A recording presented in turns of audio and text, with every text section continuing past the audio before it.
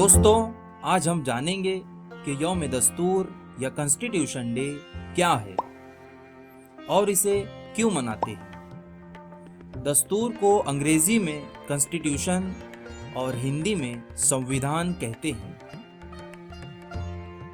तो आइए शुरू करते हैं हमारे दस्तूर का तारुफ।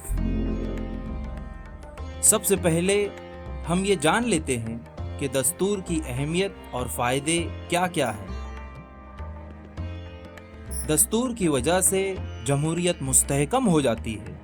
इसी तरह दस्तूर की पेश करदा सियासी मिसालों की वजह से आलमी अमन व तहफ़्फ़ुज़ और इंसानी हुकूक की हिफाजत का माहौल तैयार होता है। दस्तूर की वजह से शहरियों की आज़ादी और उनके हुकूक महफूज रहते हैं। क्या आपको पता है दस्तूर क्या है? What is constitution? मुल्क के नज़्म नुस्ख, इंतज़ाम व बंदोबस्त के लिए बनाए गए बुनियादी हुकूक के कवानीन जिस किताब में यकजा इकट्ठा हो उसे भारत का दस्तूर कहते हैं। दस्तूर बनाने के लिए दस्तूर साज मजलिस का क़याम अमल में आया था। तहरीक आज़ादी के रहनुमाओं का मानना था कि आज़ाद भारत का हुकूमती कामकाज अंग्रेज़ों के तैयार करदा दस्तूर के मुताबिक नहीं बल्कि भारतीयों के तैयार करदा दस्तूर के मुताबिक चलना चाहिए। भारत की दस्तूर साजी का काम सन 1946 में ही शुरू हो चुका था।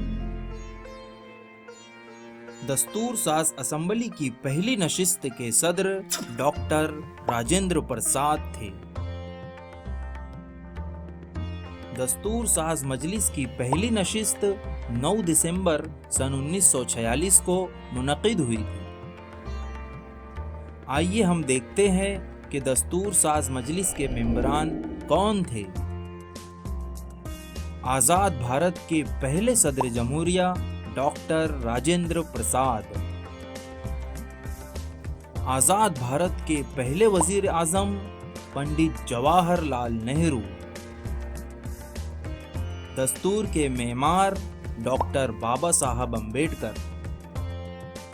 लौह पुरुष सरदार वल्लभ भाई पटेल। आज़ाद भारत के पहले वजीर तालीम मौलाना अबुल कलाम आज़ाद। बुलबुले हिंद सरोजनी नायडू। हंसाबेन मेहता और राजकुमारी अमृत कौर। भारत का दस्तूर बनाने के अमल में नुमाया रोल अदा करने की वजह से बाबा साहब अम्बेडकर को भारत के दस्तूर का मेमार कहा जाता है।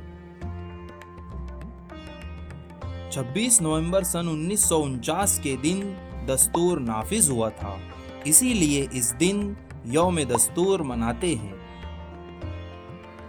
26 जनवरी सन 1950 से दस्तूर के मुताबिक हुकूमती उमूर चलाने का आगाज हुआ था।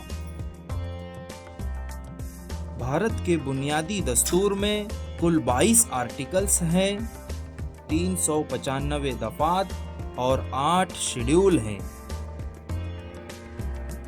शुक्रिया, थैंक यू।